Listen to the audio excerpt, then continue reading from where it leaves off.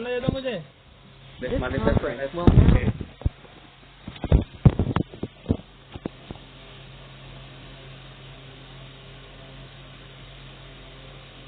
be recorded.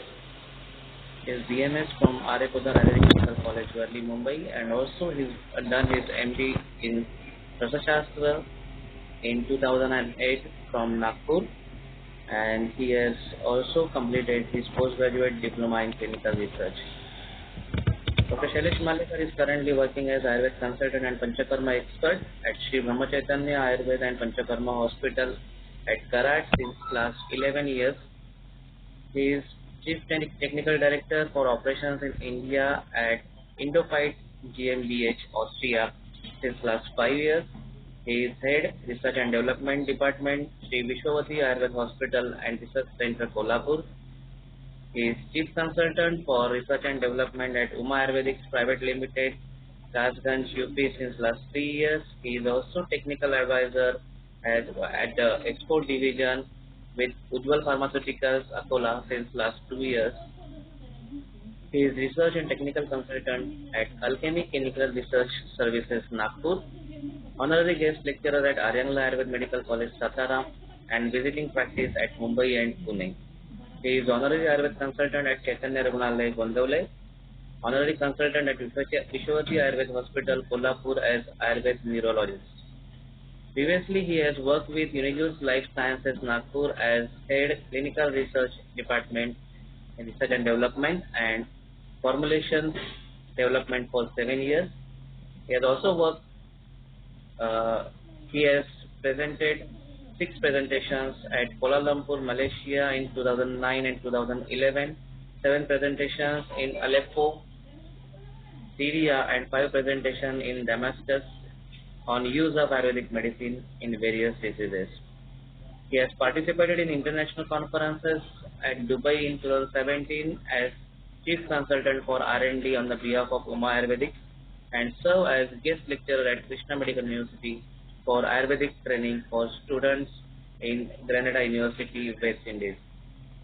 He has presented interviews on Satara FM on gynecological disorders and Ayurvedic approach and hypertension and Ayurvedic perspective. He has done his presentations on blood pressure, Ayurvedic perceptions and treatment regimens at Nagpur, Satara, Sangli, and Nanded. He has 11 international publications under his belt, and he has participated in more than 40 national and international conferences and international events since last 15 years. He has received awards on COVID Warrior Award by Sri Vishwavati Ayurvedic Hospital and Research Center, Kolhapur, and Ayurveda Award by Dabur Pharma. And other than his regular biodata, he is a good sports person who has won many awards during his curriculum in UG at Aryabhatta Ayurvedic Medical College and Hospital. So I welcome Dr. Shailesh Malekar sir for today's presentation. I will request Dr. Malekar sir to please present his today's presentation. Over to you, Malekar sir. Thank you, Manoj sir. Thanks a lot. I will use English and Hindi both languages because the technical terms are quite difficult to explain in English. So आज का हमारा topic जो है श्वासकोशार रस अनिवार्य विवेचन एवं चिकित्सा की उपयोगिता. बेसिकली चिकित्सा की उपयोगिता है कहने की जरूरत नहीं है. When we say किसी कल्प के बारे में जब हम बात कर रहे हैं तो ऑब्वियसली वो चिकित्सा के लिए यूज किया जाता है. अनफॉर्चुनेटली रस शास्त्र को एक नॉन क्लिनिकल सब्जेक्ट करके बहुत बार ट्रीट किया जाता है. I am very angry with this type क्योंकि रस शास्त्र की दवाई जो बनती है बट ऑब्वियसली वो क्लिनिकल यूज के लिए बनती है. तो this can not be non clinical subject. Still चिकित्सा की उपयोगिता इसलिए बात करना जरूरी है कि फार्मास्यूटिकल डिवीजन ऑफ रस शास्त्र एंड क्लिनिकल डिवीजन ऑफ रस शास्त्र ये 2 पार्ट आज की डेट में देखने को मिलते हैं. पहले वैद्य अपनी दवाई खुद बनाते थे, यूज करते थे, तो बट ऑब्वियस वो मैन्युफैक्चरर भी रहते थे और वही यूज करने वाले एंड यूजर्स भी रहते थे. आज के डेट में ऐसा नहीं है. आज कंपनियां अलग से काम करती हैं, मैन्युफैक्चरर एक अलग होता है, यूजर एक अलग होता है. फार्मास्यूटिकल पार्ट ऑफ शास्त्र एक कंपनी में हो जाता है, और क्लिनिकल पार्ट ऑफ शास्त्र ये वैद्यों के एंड पर या हॉस्पिटल के एंड पर होता रहता है। तो इन दोनों चीजों का एक जिक्र करना यहाँ पर बहुत जरूरी है। अभी श्वासकोठारस एक स्पेसिफिक कल्प के बारे में बात करते हुए कुछ चीजें जनरलाइज्ड भी बोलना जरूरी है। उसके बारे में थोड़ा सा मैं पहले स्पेसिफाई करूंगा, क्योंकि श्वासकोठारस कौन से कैटेगरी में आता है, यहाँ से शुरू करना बहुत इंपॉर्टेंट है। कल्प प्रकार जो शास्त्र में कहे गए हैं उसमें चिकित्सा के बारे में हेतु विपरीतम व्याधि विपरीतम च, ये तो आचार्य ने कहा ही है। लेकिन स्पेसिफिकली जब हम प्रैक्टिस में ये करते हैं, ऑब्वियसली हेतु और व्याधि विपरीत में दोष विपरीत या दोष प्रत्यनिक कवर हो ही जाता है। फिर भी थोड़ा स्पेसिफाई करने के लिए, इलाबोरेट करने के लिए मैंने वो अलग से एक पॉइंट इसमें ऐड किया है, दोष प्रत्यनिक का, क्योंकि काफी सारे कल्प या चिकित्साएं दोषों के हिसाब से डिजाइन की गई।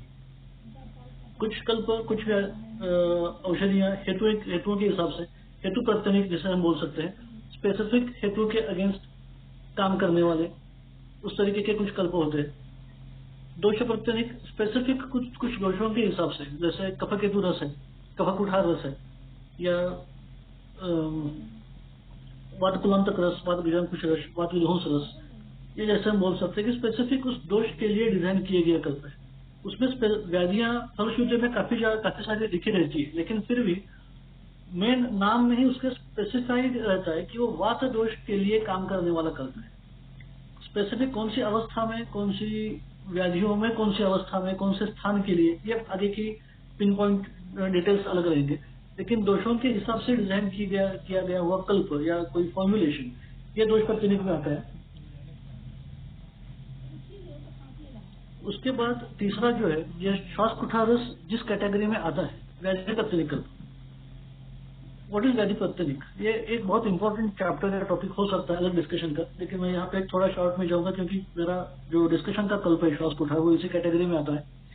स्पेसिफिक व्याधि के लिए कोई कल्प जब डिजाइन होता है तो हम उसे व्याधि कल्पनिक करके बोल सकते हैं। अब इसी के अंडर आते हैं जो नीचे मैंने पॉइंट किया है, अनुभूत योग या प्रोप्राइटरी मेडिसिन, जो वैद्य अलग अलग कॉम्बिनेशन बना के यूज करते हैं, बार बार सैकड़ों हजारों पेशेंट में यूज करने के बाद वो एक नॉन फॉर्मुलेशन बन जाता है, जो उस स्पेसिफिक व्याधि में या कंडीशन में अच्छे से काम कर सकता है या करता है, अच्छे रिजल्ट उसके मिलते हैं, तो उसे अनुभूत योग वैद्य के एंड पे कहा जाता है। ऐसे बहुत सारे वैद्यों के बुक्स या कल्पों के बुक्स काफी सारे अवेलेबल है।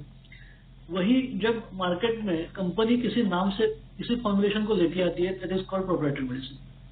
तो इनके बारे में बहुत सारी गलतफहमियां, बहुत सारे प्रॉब्लम्स वैद्यों को होते हैं, कंपनियों को भी होते हैं, कि प्रोप्राइटरी मतलब शास्त्र को छोड़ के, ऐसा कुछ एक बहुत बार देखने को मिलता है, अंडरस्टैंडिंग या परसेप्शन।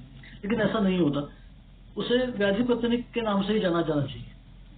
अब इसमें स्पेसिफिक अगर ये करना है तो पहले जैसे मैंने कहा कि हेतु प्रत्यनिक, व्याधि प्रत्यनिक, दोष प्रत्यनिक, इन तीनों का कॉम्बिनेशन, जब हम कोई प्रिस्क्रिप्शन लिखते हैं किसी व्याधि के लिए, कोई मेडिसिन देना चाहते हैं, तो ये स्पेसिफिक कॉम्बिनेशन जो होता है वो इन तीनों का मिक्सचर होता है। कोई भी प्रिस्क्रिप्शन, किसी वजह का कोई व्याधि के लिए प्रिस्क्रिप्शन, इन तीनों का कॉम्बिनेशन होता है।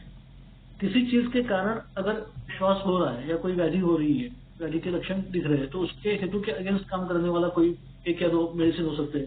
स्पेसिफिक जिस दोष के बढ़ने के कारण वो व्याधि निर्माण हुआ है, उसके दोष प्रत्यनिक हिसाब से एक दूसरा कल्प हो सकता है।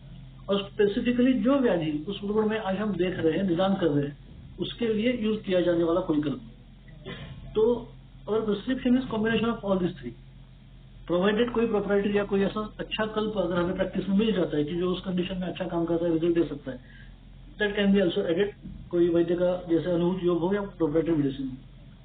तो ये ट्रेंड आजकल बहुत बार ऐसा देखने को मिलता है कि ये इधर टोटली व्याधि प्रत्यनिक या कल्पों जो ग्रंथ छोड़ के या फिर कंपनियों के कल्प ऐसा दिखना, अभ्यास के अभाव में ऐसा कई बार हो जाता है, तो ये नहीं होना चाहिए।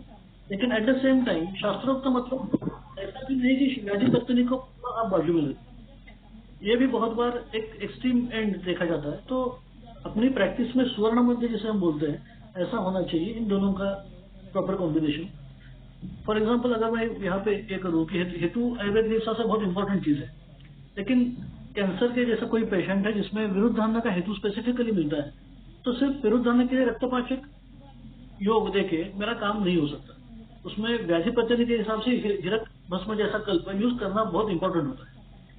तो एक तरफ से हेतु प्रत्यनिक, दूसरी तरफ से उसके कारण जो दोष बढ़ा हो उसके लिए कोई पंचकर्म चिकित्सा हो या कोई औषधि कल्प हो, और स्पेसिफिकली उस व्याधि में काम करने वाला, उस व्याधि की संप्राप्ति को कम करने वाला कोई कल्प अगर हम यूज करें तो दैट इज कॉल्ड व्याधि प्रत्यनिक, जो बहुत इंपॉर्टेंट प्रैक्टिस में होता है फास्ट रिजल्ट आने के लिए, या रिजल्ट आने के लिए बेसिकली मैं शुरू में बोलूंगा।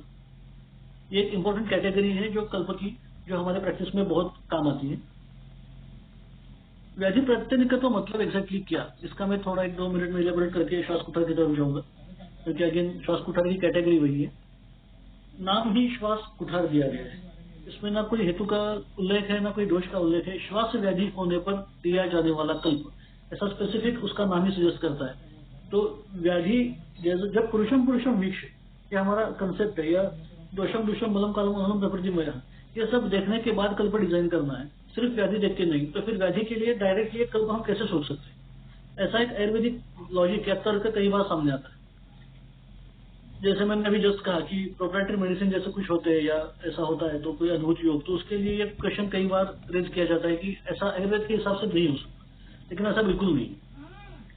आयुर्वेद ने ऐसा कहीं भी नहीं कहा है कि स्पेसिफिकली उस व्याधि के लिए डायरेक्टली आप किसी कल्प का यूज मत करो। स्पेसिफिकली ऐसे कल्प दिए गए हैं हमारे शास्त्र में, ऑफकोर्स कंडीशन देख के उसको डिसाइड करना है, डिफाइन करना है। व्याधि प्रत्यनिकत्व किसी कल्प को कैसे प्राप्त होता है, इसके बारे में इस स्लाइड में इलेबोरेट कर रहा हूँ। कोई भी कल्प जब हम कहते हैं कि ये आरोग्यवर्धक कुष्ठ के लिए, त्रिभुवन के लिए, ज्वर के लिए, या श्वास कुठार श्वास के, जरूरी नहीं कि वो सभी वातज पित्तज कफज द्वंद्वज संधिपात सभी विकारों के लिए, उस विकार के सभी अवस्थाओं के लिए हो। वो स्पेसिफिक किसी दोष की विशिष्ट दोषावस्था के लिए उस व्याधि में उसका काम हो सकता है। जैसे त्रिभुवन के ज्वर के लिए है, श्वास कुठार श्वास में है, तो कफज श्वास जब रहेगा, कफवातज श्वास जब रहेगा, कफवातज ज्वर जब रहेगा तो त्रिभुवन के का यूज किया जा सकता है। स्पेसिफिक दोष की साम या निराम अवस्था, वृद्ध या क्षीण अवस्था, कोष्ठस्थ या कोष्ठगत या शाखागत अवस्था, इसे स्पेसिफाई करके उस कल्प की योजना की हुई रहती है। भले ही उसका नाम श्वास कुठार हो, लेकिन इसका मतलब श्वास के हर एक व्याधि रुग्ण में, या श्वास के हर एक प्रकार में, या श्वास लक्षण लेके आने वाले हर एक रुग्ण में इसका यूज किया जाना चाहिए, ऐसा ग्रंथकारों ने कहीं भी नहीं कहा। हमें उस कल्प की गामित्व, कल्प का स्पेसिफिक कहाँ पे उसका यूज करना एक्सपेक्टेड है, ये कंडीशन अवस्था जान लेनी चाहिए। और फिर श्वास व्याधि के उस दोष से बढ़े हुए, मतलब कफ दोष, यहाँ पे जिस दोष का हम जिक्र करने वाले हैं वो कफ दोष है। तो कफ दोष से निर्माण होने वाले श्वास विकार में वातानुबंध हो तो उस अवस्था में, और उसके बारे में डिटेल बाद में बात करने वाला हूँ, लेकिन ऐसी अवस्था, वो स्पेसिफिक दोषावस्था को दूर करने वाला, उस व्याधि में उस दोष में काम करने वाला वो कल्प होता है। दूसरा, जैसे एक एग्जांपल और भी दिया जा सकता है, शीत पित्त प्रभंजन रस। मैं हमेशा इस बारे में एक एग्जांपल देता हूँ। स्पेसिफिकली व्याधि पत्नी शीत पित्त प्रभंजन, शीत पित्त में काम करने वाला एक स्पेसिफिक कल्प दिया गया है। साम कपित्तावस्था में सूच्यकर्म का यूज करते हैं। साम वृद्ध और वृद्धवात, ऐसी जब अवस्था हो तो वात विध्वंस का अच्छा यूज होता है। वृद्ध कफ या प्रकोपित कफ, सर्वगुणों से प्रकोपित कफ में कफ केतु रस का उत्तम परिणाम उसका दिख सकता है, देखने को मिलता है। तो ये स्पेसिफिक दोष या दोषावस्था के हिसाब से डिजाइन किए हुए कल्प है। व्याधि के नाम से भले ही उनको दिया गया हो, लेकिन उस व्याधि में किस अवस्था में कैसे यूज करना है डिफाइन करना बहुत जरूरी है, अदरवाइज उतना अच्छा रिजल्ट शायद नहीं आ पाएगा। उसके बाद स्पेसिफिक धातु, विशिष्ट धातु, उपधातु या बलों को सामने रखते हुए कुछ प्रत्येक कल्प डिजाइन किए गए हैं। जैसे रक्त और मांस पर गामित्व होने वाला तपेदिल हो सकता है, और उसी के उपधातु सिरा और कंडराओं पे उसका असर काफी अच्छा आता है। उपधातु जैसे मल, रजब, असातत्म तटस्थन्य हम कहते हैं, तो रजब पर काम करने वाला जब प्रवचनी ऐसा कल्प हो सकता है। स्पेसिफिकली धातुओं पे काम करने वाला मज्जा, रौप्य, धस्म जैसा कल्प जो है, जो मज्जा धातु पे काफी अच्छा काम करता है। लघुमानी रस जैसा कल्प रस धातु पे काफी अच्छा काम करता है, ऐसे दिखता है। इवन मलों के ऊपर, जैसे चरक संहिता में हम महाकषाय पढ़ते हैं, मूत्र संग्रहणीय, पुरुष प्रयोजनीय, या सोमनाथ रस जैसा कल्प हो, ये स्पेसिफिकली मलों के ऊपर काम करने वाले व्याधि प्रत्यनिक कल्प करके जाने जा सकते हैं। और इसका स्पेसिफिक उस कंडीशन में, वैसे अवस्था में यूज एक्सपेक्टेड है। इसका मतलब ये नहीं कि दोषम दोषम मलम का हमें बाजू में रखना है, ऑफकोर्स वो सामने रखना ही है, लेकिन सामने जो लक्षण दिख रहा है, जो व्याधि दिख रहा है, उसमें डायरेक्टली यूज करने के लिए कोई हाथ में स्ट्रॉन्ग ऑप्शन जब रहना एक्सपेक्टेड है, तब इसके लिए ये सब कल्पों की योजना शास्त्र के हिसाब से की गई है। ऐसे ही स्त्रोतस के बारे में प्राणवध के लिए रस सिंधु जैसे या ग्रहणी जैसे राज्य में स्पेसिफिक स्त्रोतस के हिसाब से कुछ कल्प डिजाइन किए गए हैं। विशिष्ट आशय और स्थान की अगर हम बात करें, द्राक्षायणी गुटिका जैसा कल्प अम्लपित्त अमाशय गामित्व ही उसका स्पेसिफिकली देखने को मिलता है। ग्रहणी या ग्रहणी के ऊपर पर्पटी कल्पों का जैसा स्पेसिफिकली गामित्व देखने को मिलता है। तो ये गामित्व जो चीज है स्पेसिफिकली उस एरिया, उस धातु पर, उस दोष पर, उस स्थान पर जाके काम करना, उसके लिए डिजाइन किया हुआ कल्प, उसके लिए डिजाइन किया हुआ एक फॉर्मुलेशन जब हम देखते हैं या यूज करते हैं तो उसे हम व्याधि प्रत्यनिक करके बोलते हैं। आगे का जो पॉइंट है मैंने लिखा है थोड़ा सा हटके है, कल्प का अग्निबल करके मैंने एक मेंशन किया हुआ है। इसके मैं बारे में आगे बात करने वाला हूँ, फिर भी था यहाँ पे इंट्रोड्यूस करता हूँ। कल्प का अग्निबल ये क्या होता है? हम व्याधि में व्याधि की अवस्था देखते हैं या व्याधि का बल देखते हैं, रुग्ण का अग्निबल देखा जाता है। लेकिन कई बार ये इंपॉर्टेंट होता है कि रुग्ण के हिसाब से, अग्निबल के हिसाब से कल्प चेंज हो या कल्प का अग्नि भी देखा जाएगा, देखना जरूरी होता है। फॉर एग्जाम्पल जैसा भी हम श्वास कुठार की बात करने वाले हैं, उसके भी पहले वैशेषिक कल्पना की अगर हम बात करें, ये रसकल्पों का सब डिस्कशन है, लेकिन हम वैशेषिक कल्पना की बात करें गुरु कल्पनाएं मानी गई है। इससे कई गुना लघु कल्पना रसकल्प या खरलीय रसायन उसके अंदर होने वाले घटकों के कारण या विषद्रव्यों के कारण, उसकी भावनाओं के कारण। लेकिन उससे भी आगे अगर रसकल्पों में प्रिमिटिव कल्प जिसे कहेंगे, शुरुआती कल्प जिसे कहेंगे, वो खरलीय रसायन बोले जा सकते हैं। इससे ज्यादा अग्नि परपड़ी जैसे कल्पों में आता है। उससे ज्यादा अग्नि का बल, अगर कल्पों का बल, कल्पों के अग्नि का बल अगर देखेंगे तो भस्मों में जितने फुट ज्यादा दिए गए हैं उतना वो भस्म लघु और सूक्ष्म स्वगामी हो जाता है, तो उसका अग्निबल और ज्यादा होता है।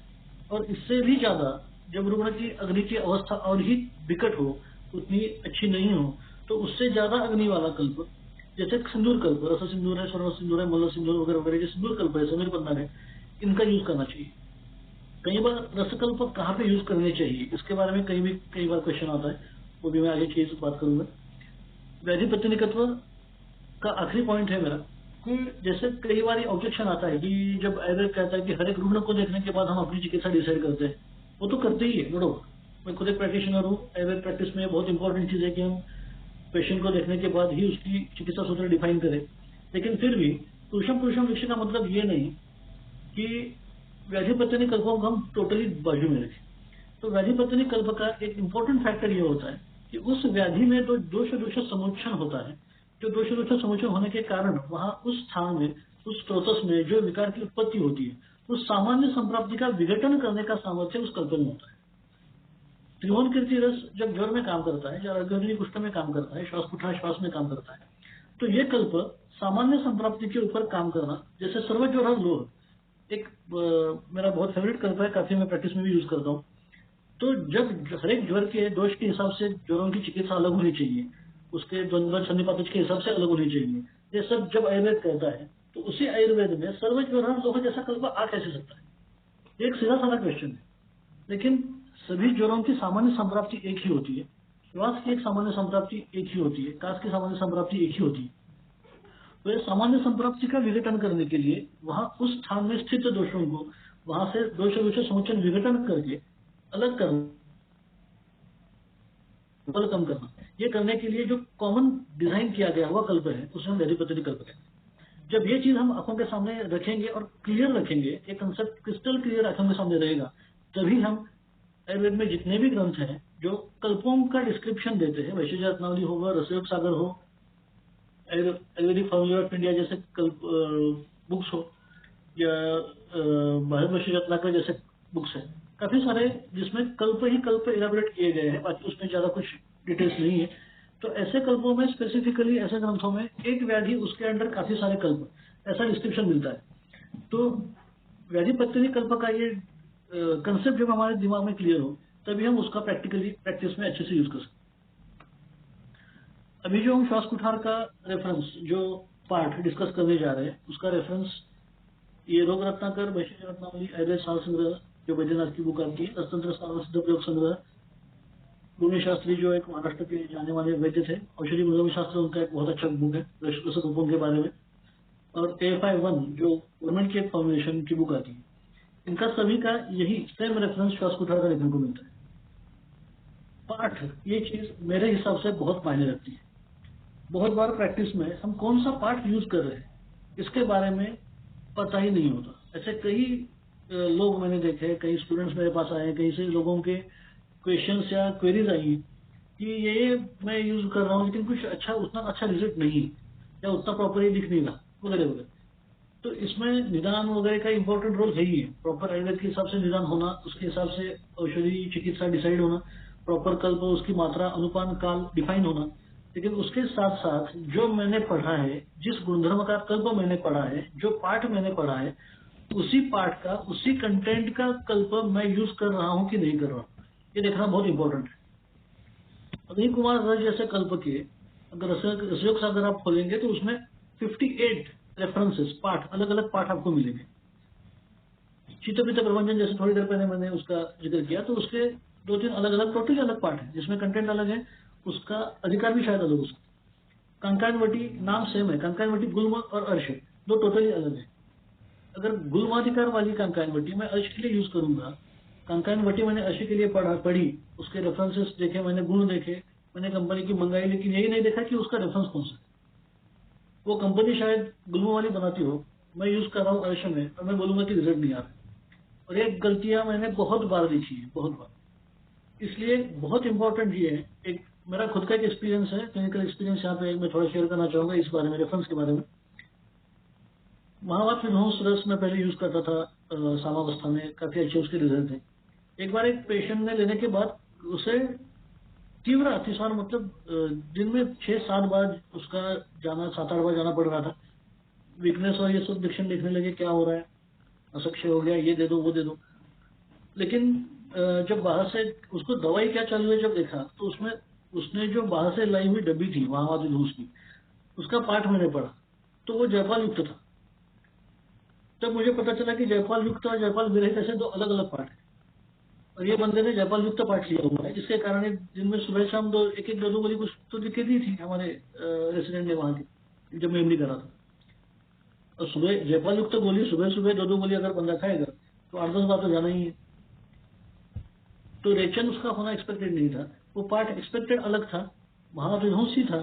लेकिन जयपाल युक्त कहाँ पे यूज करना चाहिए और जयपाल विरहित कहाँ पे यूज करना चाहिए, ये क्लियर होना चाहिए। अगर मैं जयपाल विरहित देना चाहता हूँ और मेरी प्रैक्टिस में वो चल रहा है, तो मेरे पास आने वाला वही कल्प या पाठ है कि नहीं, वो देखना भी इम्पोर्टेंट है।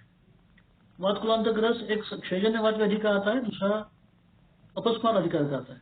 तो मेरे पास अगर अपस्मार अधिकार का हो और मैं क्षयजन्यवाद का में देते रहूंगा तो शायद रिजल्ट नहीं आएगा। तो ये देखने की आदत सबको डालनी चाहिए कि जो मैं रेफरेंस देख रहा हूँ, जो मैं पढ़ रहा हूँ, वही मैं प्रैक्टिस में यूज कर रहा हूँ, तभी उसका रिजल्ट ग्रंथों के हिसाब से आ सकता है। जो अभी हम देख रहे हैं वो श्वास अधिकार का श्वास कुठार है। ये एक जनरल स्लाइड है, मैं जल्दी आगे जाऊंगा। ये एक कंपनी के लिए, जैसे भी मैं बोल रहा था वैसे कंपनी के लिए मैंने ऐप बनाया है, मतलब 350 क्लासिकल ग्रंथों औषधों के रेफरेंस वाइज, उसका रेफरेंस, उसका रोगाधिकार, उसके घटक द्रव्य, उसकी रोगग्नता, जो पाठ मेरे पास है, जो पाठ उस कंपनी को प्रोवाइड कर रही है, उसकी एक्चुअल रोगग्नता क्या है, उसके उपयोग क्या है, उसकी मात्रा क्या है, और उसके साथ क्या क्या दिया जा सकता है। इसके लिए ऐसे 350 इसका पूरा, जैसे मैं मेरी लैंग्वेज में क्लिनिकल स्टैंडर्डाइजेशन बोलता हूँ।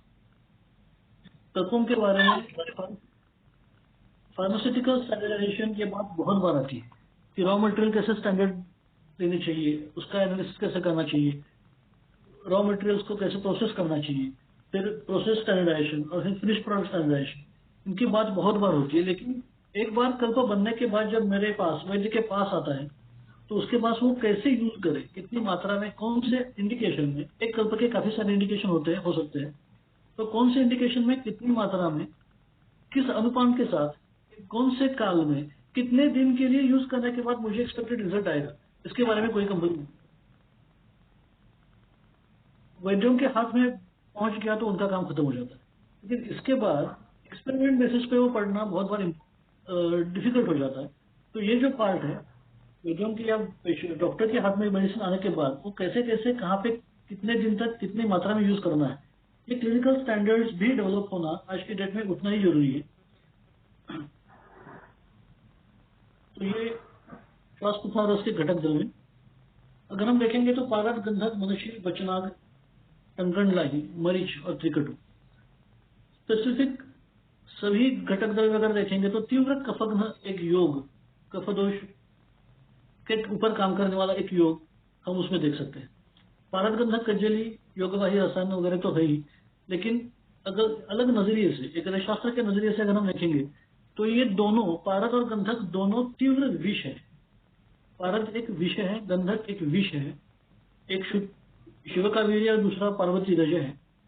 तो दोनों विषयों के साथ मनशील भी एक विष द्रव्य है, बचनाग भी एक विष द्रव्य है, जिसके मतलब 4 जो मुख्य घटक है रस, वो चारों के चारों एक विष के तौर पर रखे गए। बचनाग का एंटीडोट करके टंकण का यूज होता है, सब लोग जानते हैं। उसके साथ साथ मरीच और त्रिकटु दोनों तीव्र कफघ्न करके उसमें उसका रोल है। भावना द्रव्य जो है नागवेल स्वरस भावना, ये गुणेश शास्त्री जी ने मेंशन किया हुआ है।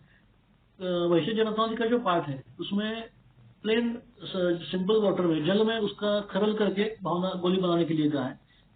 प्लेन पानी में जब बनाने के लिए कहा है तो उसमें भावना नहीं बोल सकते। एक फार्मास्यूटिकल बाइंडर या गोली बनाने के लिए कुछ उसमें आर्द्रता लाने के लिए कुछ द्रव्य डालना पड़ता है, तो उसका उस हिसाब से जल का यूज हो सकता है। लेकिन गुणेश शास्त्री जी के बुक में नागवेल स्वरस की भावना देने का ये है, काफी सारे कंपनियां भी उसी को फॉलो करती है। तो घटक द्रव्यों की अगर कार्यकारिता देखें तो 2 चीजें स्पेसिफिकली सामने आती है, तीव्र कफघ्न सभी द्रव्य, उसके साथ साथ विष द्रव्य। विष के साथ साथ पारद, गंधक, मनशील तीनों उत्कृष्ट रसायन भी है। थोड़ा आगे जाता हूँ। पारद, गंधक, कज्जली करके हम यूज करते हैं। कज्जली के गुणों की बात होती है, लेकिन जैसे मैंने अभी कहा कि पारद और गंधक दोनों उत्कृष्ट रसायन है। पारद के बारे में अगर बात करें, बिंगरे शास्त्री मेरा ये कर्तव्य है कि इसके बारे में बात करूं। पारद षट रसात्मक द्रव्य ग्रंथ में बहुत कम कहे गए हैं। काले हिरण का मांस एक मैंने पढ़ा है, यूजी में पढ़ रहा था। उसके बाद पारद और वैक्रांत भस्म। पारद धातु कहीं भी किसी भी अवस्था में अगर यूज हो तो भी वो षट रसात्मक करके सभी धातुओं की आपूर्ति करने के सक्षम, ऐसा अगर कोई धातु है, ऐसा कोई रसद्रव्य है तो वो पारद है। वैक्रांत भस्म में भी षट रसात्मक होने की बात कही गई है। तो रसायन का मतलब 2 तरीके से सोचा जा सकता है। एक, रस से अयनम करोति, मतलब रस का मार्ग, पोषक रस का जो मार्ग है उसको वहां एंड पॉइंट तक पहुंचाने के लिए जो काम करता है, जैसे भल्लातक रसायन है। भल्लातक बुरहण का काम, तर्पण का काम नहीं करता, लेकिन वो मार्गावरोध दूर करने का काम करता है। लेकिन क्षत धातुओं की आपूर्ति करने का काम, जहां पे रसायन कार्य की अपेक्षा उस हिसाब से हो, क्षत हो, क्षीण हो या खविगुण जिसे हम अपनी आयुर्वेद की भाषा में बोलते हैं, उसको नष्ट करने का काम, धातुओं की आपूर्ति करके उसे नष्ट करने का काम एक उत्तम रसायन द्रव्य ही कर सकता है, जो पारद और गंधक के रूप में हमारे पास उपलब्ध होता है। विषकल्प, विषद्रव्य होने के कारण उसकी गामिता और गामित्व एक बहुत अलग से इंपॉर्टेंट चैप्टर है। कोई भी विषद्रव्य उससे पाचन की अपेक्षा नहीं होती। रसकल्पों में वैशिष्ट कल्पनाओं की अपेक्षा काफी पाचन की अपेक्षा कम होती है। अग्नि मंद हो या अग्निमांद्य तीव्र हो तब स्वरस कल्प जैसे कल्पनाएं यूज नहीं हो सकती, लेकिन रसकल्प हम आंख बंद करके यूज कर सकते हैं और करते हैं, और उसका उतना ही अच्छा रिजल्ट आता है। क्योंकि सबसे इंपॉर्टेंट बात इसमें है कि विषद द्रव्यों को पाचन की अपेक्षा नहीं होती। अवस्थापात, तीनों अवस्थापात डायरेक्टली बाईपास करके ये द्रव्य हृदय तक पहुंच जाते हैं, विषद द्रव्य, और अपना काम शुरू करते हैं। हृदय तक पहुंचकर दशक धमनियों के थ्रू पूरे शरीर में पहुंचना और अपना काम करना, ये विषद द्रव्यों को अस्वादिष्ट हो या विषद द्रव्य हो उनको पॉसिबल है। इसलिए रसकल्पों में विषद द्रव्यों की योजना बहुत बार काफी हद तक मिलती है। बाकी हो न हो, पारद और गंधक इटसेल्फ ये दोनों विष ही है, लेकिन हम अच्छे मतलब आयुर्वेद के जो कंसेप्ट है शोधन वगैरह, शोधन मारण के, उसके हिसाब से यूज करने के कारण उसकी विषाक्तता तो महसूस नहीं होती, फील नहीं होती, उसकी तकलीफ नहीं होती, लेकिन उसका सूक्ष्म शोधगामी तो उतना अच्छा मिलता है। साथ साथ रसायन कर्म भी देखने को मिलता है। मनशील, बचनाग, मनशील के बारे में तीक्ष्ण कफग्न, तीक्ष्ण है, कफग्न है, लेकिन फिर एक बार रसायन है। धातुओं के बारे में, अब ये तीनों पारद, गंधक, मनशील, ये खनिज द्रव्य है। इनके बारे में अगर बात की जाए, इनके रसायन कर्म के बारे में अगर बात की जाए, सभी रसकल्पों को ये एप्लीकेबल है। श्वास कुठार में तो है ही है, लेकिन बाकी भी रसकल्पों में, जैसा थोड़ी देर पहले मैंने कहा था कि रसकल्प कहाँ पे यूज करें, एक का बात कई बार आती है। कई स्टूडेंट पूछते हैं कि एक व्याधि के लिए मेरे पास बहुत सारे द्रव्य है जो है, तो उसके लिए गिलोय सत्व है, गिलोय स्वरस है, या अमृतारिष्ट है, त्रिभुवन कीर्ति है, आनंद भैरव है, सुषमनी भट्टी है, कफ विकार है, श्वास कुठार है, कास कुठार है, कफ कुठार है, लक्ष्मी विलास है, सीतोपलादी चूर्ण है, ताजे सदी चूर्ण है, कनका सब वगैरह वगैरह। तो ऐसे कई सारे कल्प एक ही व्याधि के लिए हमारे सामने ऑप्शंस करके खड़े रहते हैं, तो हम उसमें से कौन सा कब चूज करें? ये सिलेक्शन ऑफ मेडिसिन या ड्रग ऑफ चॉइस जिसे हम बोलते हैं, ये कैसे डिसाइड किया जाए? इतने सारे हैं, सभी अच्छे हैं, कोई बुरा नहीं है, सभी कल्प काम के हैं, सभी में श्वास का अधिकार दिया गया है, तो हाउ टू डिफाइन और डिसाइड इसमें से अभी इस पेशेंट में मुझे कौन सा यूज करना है? तो इसमें बहुत इंपॉर्टेंट ये पार्ट होता है कि जहां भी आपको कोष्ठ से ज्यादा शाखा पर काम करना है, शाखाश्रित दोषों पे काम करना है, जहाँ रुग्ण का अग्निबल कम हो, हमें अग्निबल ज्यादा होने वाले कल्प की, जैसे मैंने पहले कहा था, जरूरत हो। इसके अलावा जहाँ रसायन कर्म की जरूरत हो, ऑफकोर्स काल संप्राप्ति जब पुरानी होती है, जब व्याधि थोड़ा जीर्ण होता है या नया है लेकिन तीव्र होता है, तो ऐसे कंडीशन में रसायन कर्म की बहुत जरूरत होती है।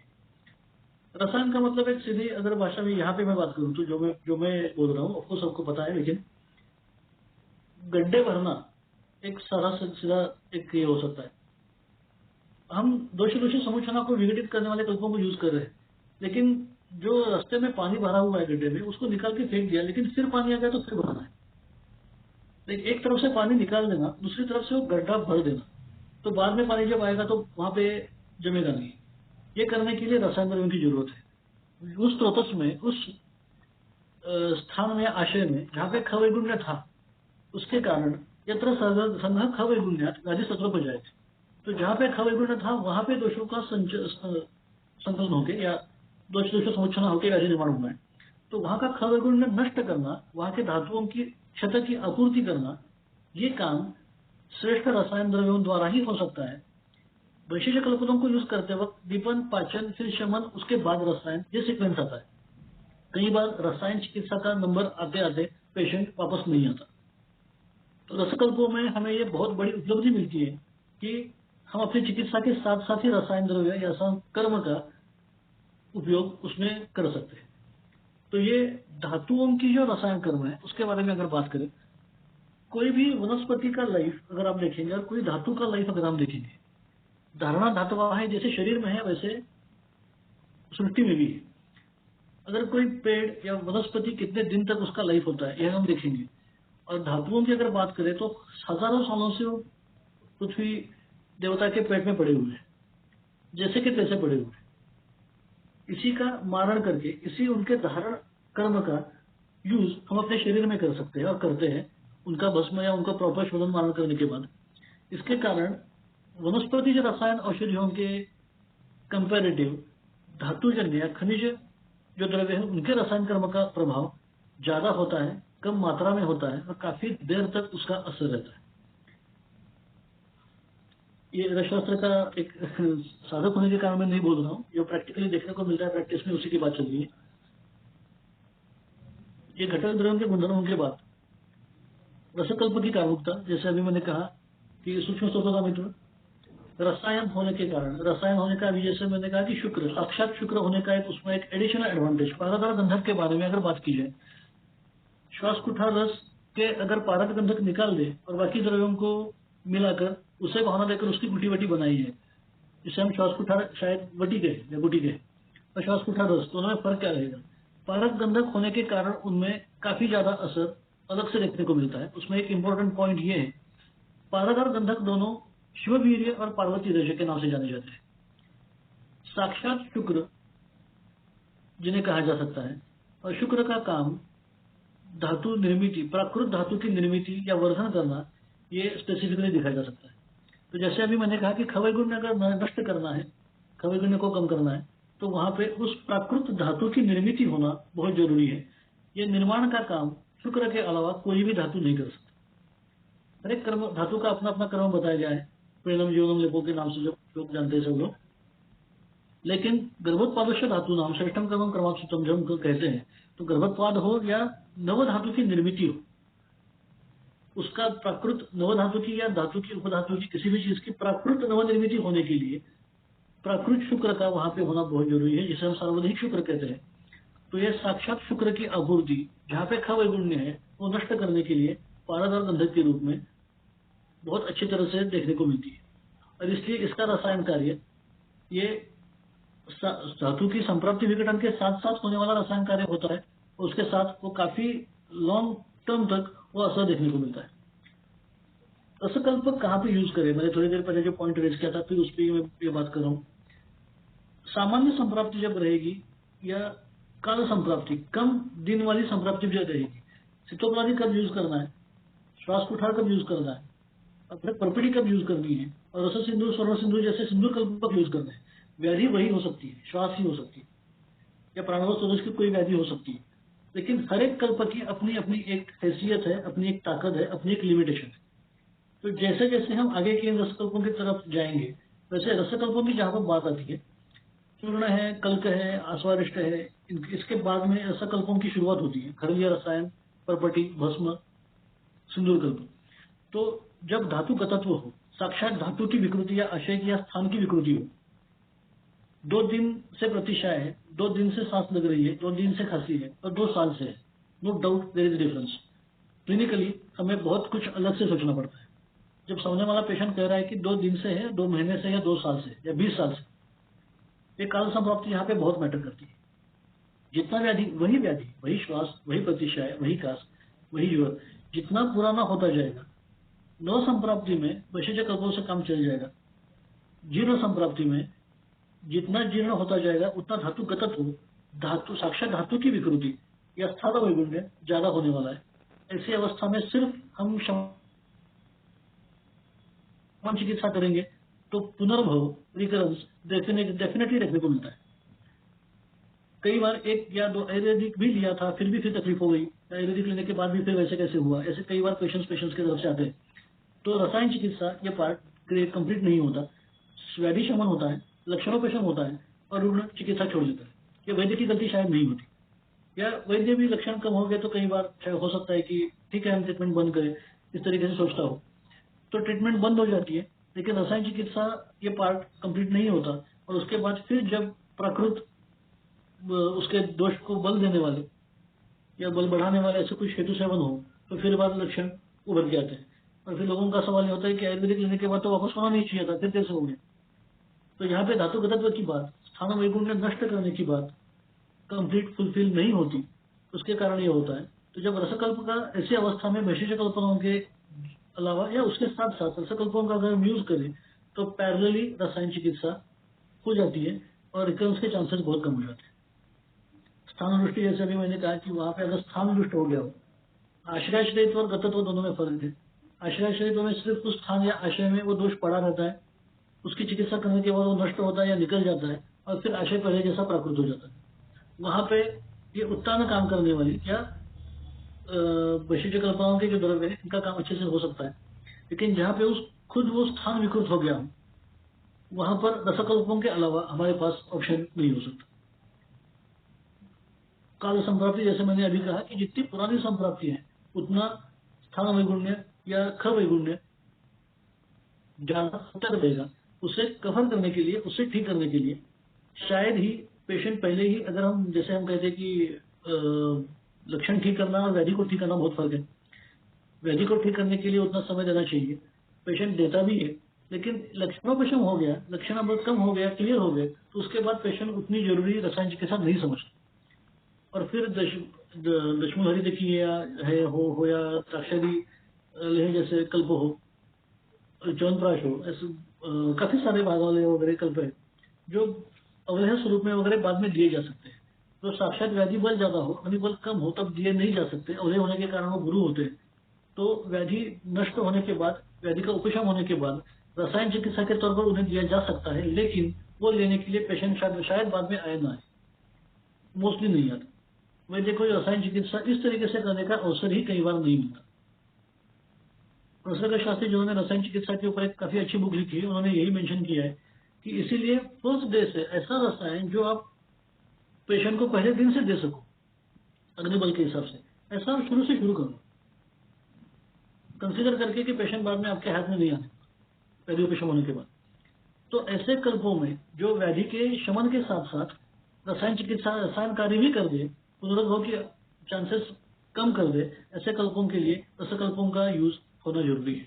जैसे यहाँ पे हम श्वास कुठार की बात करें, समय के हिसाब से थोड़ा मुझे फास्ट जाना है। श्वास कुठार रस की कामुकता, अब पहले का जो पूरा बैकग्राउंड मैंने जिस काम के लिए बनाया उससे लेकर अब अगर हम श्वास कुठार रस के कामुकता की तरफ देखेंगे, श्वास कुठार कहाँ पे यूज करना है, जैसे मैंने स्पेसिफिकली कहा आचार्य ने क्लियर कट, भले ही हो व्याधि प्रत्यनिक कल्प की बात कर रहे हो, लेकिन जहां दिखा श्वास वहां पे दे दिया श्वास कुठार, ऐसा कहीं भी नहीं लिखा, ऐसा कहीं भी करने के लिए नहीं कहा गया। जितने भी बुक पढ़ेंगे और किसी भी कल्प के बारे में यही एप्लीकेबल कि वहां पे डायरेक्टली ब्लाइंडली कुछ भी नहीं देना, स्पेसिफिकली स्वतंत्र श्वास विकार या काश विकार जब हो तभी उसका यूज करना एक्सपेक्टेड है। वो भी किस तरीके का श्वास विकार, शीत गुण प्रकर्षण, शीत गुणात्मक किसी चीज का सेवन किया गया हो, शीत काल चल रहा हो, शीत संस्पर्श मतलब ठंडी हवा में जाने के बाद सांस जिसकी फूलती हो, ज्यादा तकलीफ होती हो, ऐसी कंडीशन में श्वास कुठार रस का स्पेसिफिकली पिन पॉइंट यूज बताया गया है। श्वास का पेशेंट आने के बाद पहले हमारा निदान होना, हेतु दोष जो भी मैंने जैसे शुरू में मेरी अपनी बात हुई वैसे डिफाइन होना, उसके बाद स्पेसिफिकली अगर ये हेतु आपको मिलता है, शीत गुण प्रकर्षण करने वाले हेतु उसमें आपको मिलते हैं, तो ऐसे श्वास में, श्वास विकार में श्वास कुठार रस का सबसे अच्छा रिजल्ट आता है। इसका मतलब ये नहीं कि बाकी इसमें नहीं आएगा, लेकिन कम ज्यादा रहेगा, 19-20 का फर्क डेफिनेटली रहने वाला। सबसे अच्छा रिजल्ट अगर हमें पाना है, ये गुणशास्त्री का जो टोटली क्लिनिकल बुक है औषधि गुणधर्म शास्त्र, उसमें इसके लिए काफी एक बड़ा पैराग्राफ डेडिकेट किया हुआ है कि श्वास कुठार रस कैसे स्वतंत्र श्वास में संपूर्णतः श्वास के हेतुओं से निर्माण हुए श्वास विकार में, स्वतंत्र का मतलब यही है कि श्वास व्याधि के हेतु सेवन हो, उसके कारण निर्माण हुआ प्राण उदान की विकृति से निर्माण हुआ श्वास व्याधि हो और उसमें शीत गुण का प्रकर्ष हो, तो ऐसी अवस्था में श्वास कुठार काम करता है। फिर कौन सी श्वास में नहीं करेगा वो तो मैं आगे बात करने वाला हूँ। काश, अब ये स्वतंत्र श्वास की जब हम बात करें तो कफ दोष का होना अनिवार्य है। कफ और वात इन दो दोषों के बिना श्वास रोग नहीं हो सकता। श्वास की संप्राप्ति यहाँ लेना शायद जरूरी था, लेकिन निदान में मुझे अभी नहीं जाना है। श्वास व्याधि ऑलरेडी निदान किया हुआ है, तो उसके बाद देने का एक कल्प होने के कारण उसके निदान के स्पेसिफिकेशन में अभी मैं नहीं जाता हूँ। स्वतंत्र रूप से श्वास होना, स्वतंत्र रूप से काश व्याधि होना। अभी काश में भी सीतोपलादी चूर्ण, मरीचादी वटी, वैशाली वटी, चंद्रामृत रस, लक्ष्मी रस, काफी सारे ऑप्शन अपने पास होंगे या होते हैं। द्राक्षारिष्ट है, सोमासव है, वगैरह वगैरह, आसारिष्ट है, काफी सारे कफ के सिरप होते हैं। तो श्वास कुठार या रसकल्प काश में कहाँ यूज करना है, श्वास में कहाँ यूज करना है, तो इसका भी जवाब जैसे मैंने शुरू में दिया, तो वैसे ही जब वो संप्राप्ति विशिष्ट कल्पनाओं को उससे रिजल्ट आ नहीं रहा या उससे रिजल्ट शायद न आए, संप्राप्ति बल या व्याधि बल ज्यादा हो, काल संप्राप्ति के ज्यादा हो, रुग्ण बल कम हो, रुग्ण का अग्नि कम हो, ऐसी अवस्था में ये विशिष्ट कल्पनाओं के द्रव्य यूज करने से बजाय डायरेक्टली हम रसकल्पों पर शिफ्ट हो या ऐसे कल्पों पर शिफ्ट हो जिसकी कम मात्रा में रुग्ण का अग्नि बढ़ाकर काम करे, उसके साथ साथ रसायन भी काम करे, तो उसका अच्छा फायदा होगा। वैसे सेम वैसे ही श्वास जैसे काश में भी, काश की संप्राप्ति के हिसाब से जीर्ण श्वास, कफ प्रधान काश जिसमें कफ बलगम जैसे निकलता हो, कई बार सफेद, हरा या पीले ये भी निकल जाते हैं, तो ऐसी अवस्था में श्वास कुठार का यूज बहुत अच्छे से होता है। एक सावधानी के तौर पे अगर बताना चाहूँ तो बचना होने के कारण इस कल्प का यूज डेफिनेटली बहुत सावधानी से करना चाहिए। डरने की जरूरत नहीं है, लेकिन ब्लाइंडली या जो भी पेशेंट आ गया उसमें मैंने यूज कर दिया, ऐसा नहीं होना चाहिए। बचना लिखने में जितना अच्छा है, फिर भी वो विषय कल्प है, ये विषय द्रव्य है, ये सोच के करना चाहिए। बचना लेने से, गलत तरीके से यूज करने के कारण निर्माण होने वाले कई सारे कॉम्प्लिकेशन मैंने खुद देखे हैं, मेरे प्रैक्टिस में कई बार देखे, या कुछ लोगों ने यूज किए हुए देखे, लोगों ने गलत डोज देने के कारण देखे। अवसाद उसका गुण तीव्रता से देखने को मिलता है।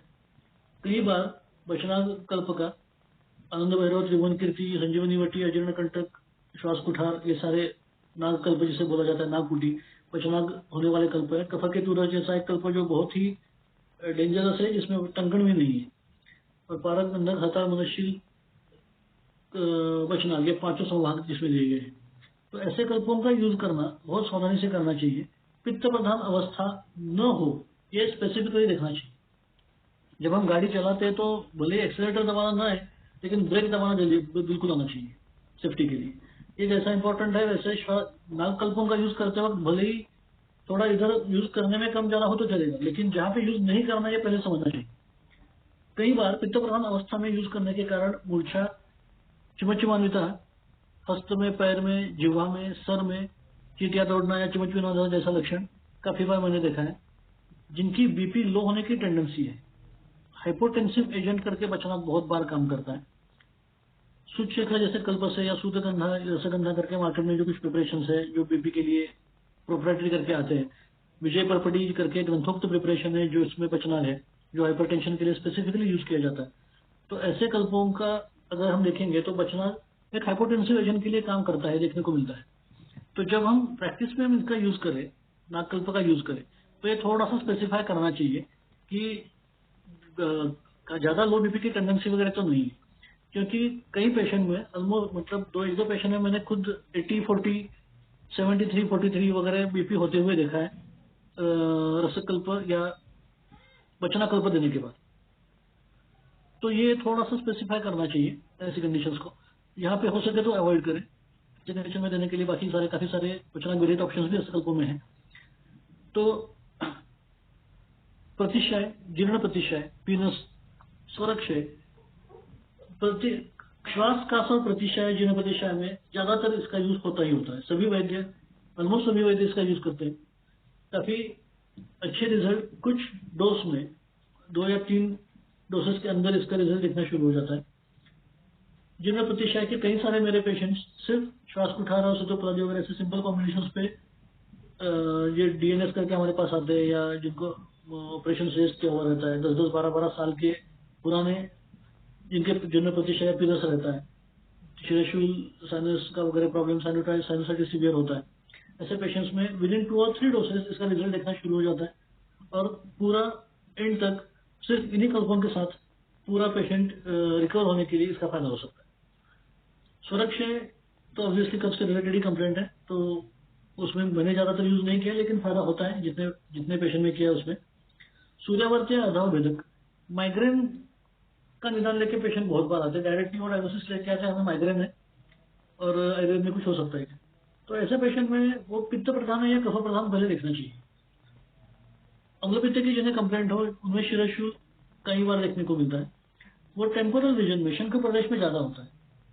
लेकिन कफ प्रधान जब हो तब नासाग्र या उसके ऊपर का भ्रू मध्य का स्थान या कपोल का स्थान, फोरहेड का पार्ट, इसमें यह स्टूल ज्यादा होता है जब कफ प्रधान हो तो। और ऐसे अवस्था में श्वास कुठार का नो डाउट यूज बहुत अच्छा होता है। संशमनी श्वास कुठार, सोसाइटी पिंपली, ऐसा कॉम्बिनेशन में मोस्टली यूज करता हूँ, और इससे तुरंत नाक बहना, छींके आना वगैरह तो तुरंत कम होता ही होता है। लेकिन उसके साथ साथ पुरानी हेडेक या शिरशूल जो होता है, सूर्यावर्त अधाव भेदक आप नाम उसे जो जगह दे सकते हो, लेकिन शिरशूल की अवस्था में स्पेसिफिकली 2 या 3 कंडीशन देखना जरूरी होता है। पित्त प्रधान होना, कफ प्रधान होना, और बहुत ज्यादा एक्सर्शन, गुस्सा या स्ट्रेस, इसकी वजह से वात प्रधान होना।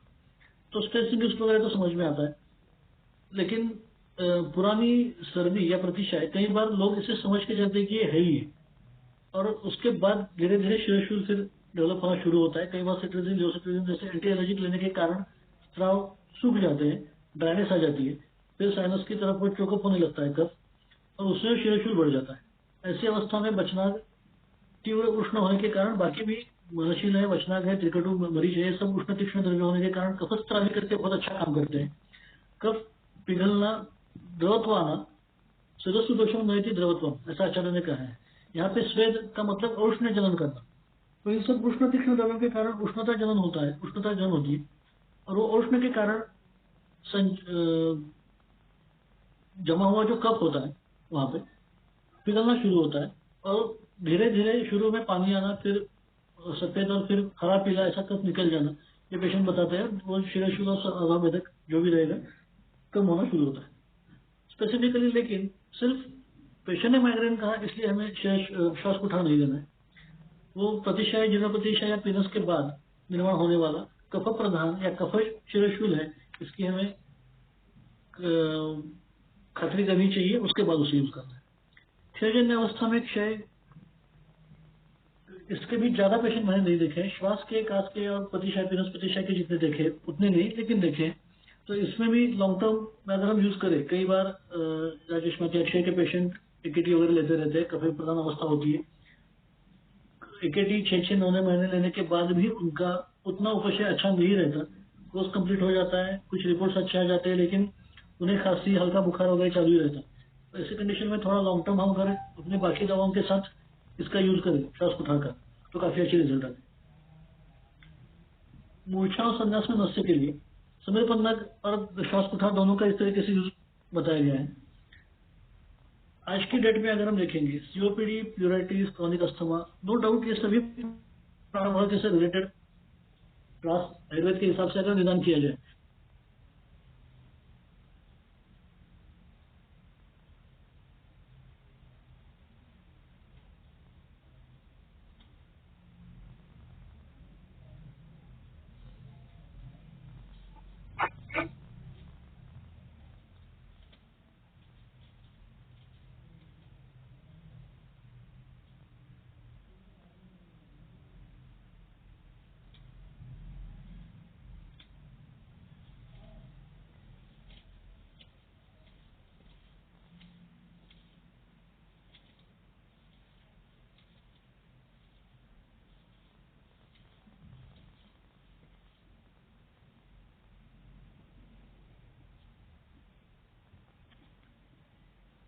इन शॉर्ट अगर हम सोचेंगे व्याधिपत्य निकटत्व, जैसे मैंने कहा कि स्पेसिफिकली कुछ व्याधियों के ऊपर हम काम जब करते हैं तो श्वास को यस एक 2 मिनिटासाठी तुमचा आवाज गेला होता, थोडंसं 2 मिनिटं बॅक टॉपिक चालू होता ना, तिकडनं सुरू करा please. Okay. COPD, pleuritis, chronic asthma, Covid, chronic obstructive pulmonary disease. COPD में तो काफी सारे पेशेंट में मैंने यूज किया हुआ है पहले से, कई बार